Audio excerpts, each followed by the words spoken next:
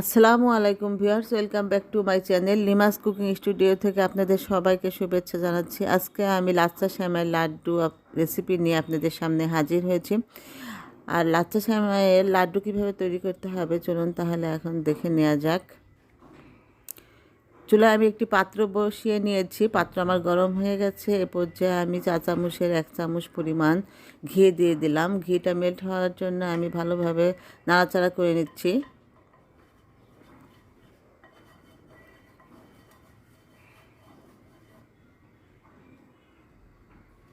ঘিটা গরম হয়ে আসছে, এ পর্যায়ে আমি 6-7টা কিশমিশ দিয়ে দিচ্ছি। আর ঘিয়ের মধ্যে কিশমিশটা হালকাভাবে আমি ভেজে নিচ্ছি।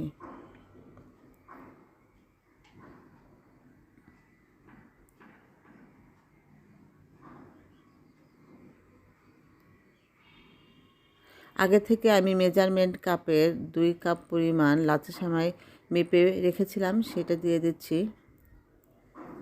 এখন আমি ঘিয়ের মধ্যে খুব ভালোভাবে নাড়াচাড়া করে লাচ্চা সেমাইটা ভেজে নেব।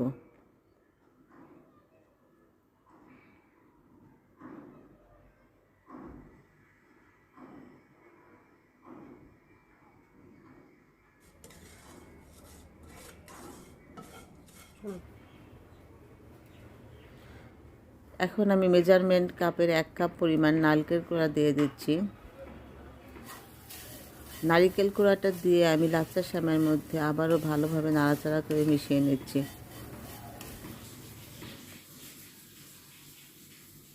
সামান্য পরিমাণে আমি ফুড কালার দিয়ে দিচ্ছি, যেহেতু লাচ্চা সেমাইটা কালারফুল না, সেই কারণে আমি কালারফুল যাতে হয় এই জন্য সামান্য পরিমাণে ফুড কালার দিয়ে দিলাম।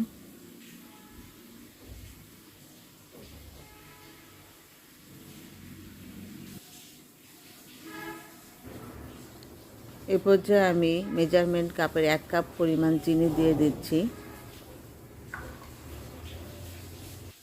চিনিটা একটু আমি লাচ্চা সেমাইয়ের মধ্যে নাড়াচাড়া করে নিচ্ছি।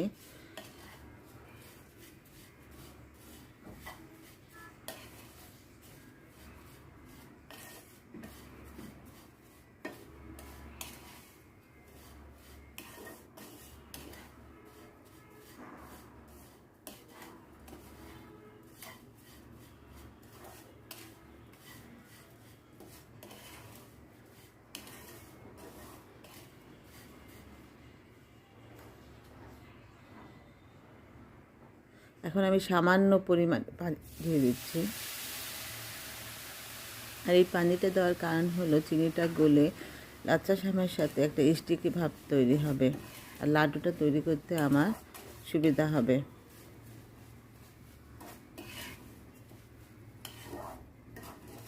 সেমাইয়ের সঙ্গে চিনিটা গলে আসছে, গলে একটা স্টিকি ভাব হয়ে গেছে।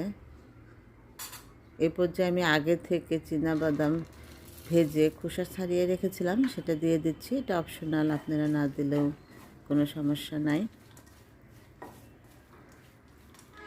আমি আবার একটু ভালোভাবে নাড়াচাড়া করে নিচ্ছি।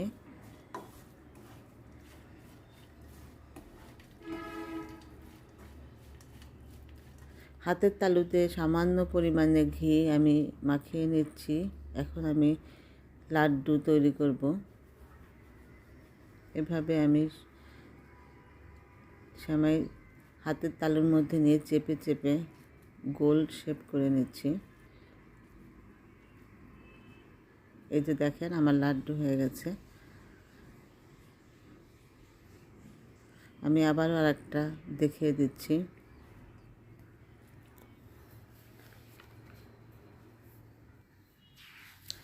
আমার লাচ্চা সেমাইয়ের লাড্ডু তৈরি করা হয়েছে। আমি যেভাবে তৈরি করলাম, আপনাদের যদি ভালো লেগে থাকে তাহলে আপনারা বাসায় অবশ্যই তৈরি করবেন।